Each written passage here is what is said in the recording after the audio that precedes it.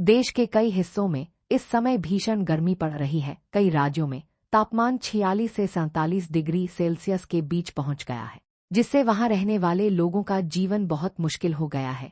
चिलचिलाती धूप और लू के कारण लोग अपने घरों से बाहर निकलने से बच रहे हैं और गर्मी से राहत पाने के लिए बेसब्री से बारिश का इंतजार कर रहे हैं। इसी बीच भारतीय मौसम विज्ञान विभाग IMDI ने एक अच्छी खबर दी है। विभाग के अनुसार मॉनसून जल्द ही सक्रिय होने वाला है, जिससे तापमान में गिरावट आएगी और लोगों को गर्मी से राहत मिलने की उम्मीद है। तारांकन मॉनसून समाचार।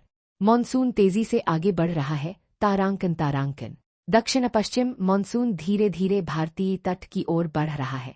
रविवार को जारी अपने नवीनतम मॉनसून पूर्वानुमान में भारतीय मौसम विज्ञान विभाग ने कहा, अगले 2-3 दिनों के दौरान दक्षिण पश्चिम और दक्षिण पूर्वी अरब सागर के शेष हिस्सों, कोमोरिन क्षेत्र, दक्षिण पश्चिम, दक्षिण पूर्वी और पूर्वी मध्य बंगाल की खाड़ी तथा अंडमान सागर में दक्षिण पश्चिम मॉनसून के और आगे बढ़ने के लिए स्थितियां अनुकूल हैं। आमतौर पर मॉनसून का मौसम 1 जून के आसपास शुरू होता है। हालांकि पिछले साल मॉनसून 24 मई को केरल तट पर पहुंच गया था, जो सामान्य 1 जून के कार्यक्रम से 8 दिन पहले था, और 29 जून तक पूरे देश को कवर कर लिया था, जो औसत से 9 दिन पहले था। इस साल जून से सितंबर तक चलने वाले दक्षिण पश्चिम मॉनसून के मौसम के दौरान भारतीय मौसम विज्ञान विभाग ने एक पूर्वानुमान जारी किया है, जिसमें देश के अधिकांश हिस्सों में औसत से कम बारिश होने की संभावना जताई गई है।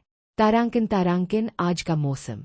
औसत से कम बारिश का पूर्वानुमान। तारांकन monsoon mission climate forecast system MMCFS के आकलन के अनुसार दक्षिण पश्चिम मॉनसून के मौसम के दौरान अल नीनो की स्थितियां विकसित होने की संभावना है।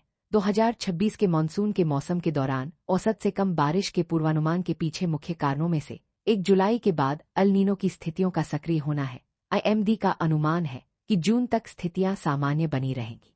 हालांकि इस बात की संभावना है कि अल नीनो की स्थितियों के सक्रिय होने का अगस्त और सितंबर के महीनों में होने वाली मॉनसून की बारिश पर महत्वपूर्ण प्रभाव पड़ेगा।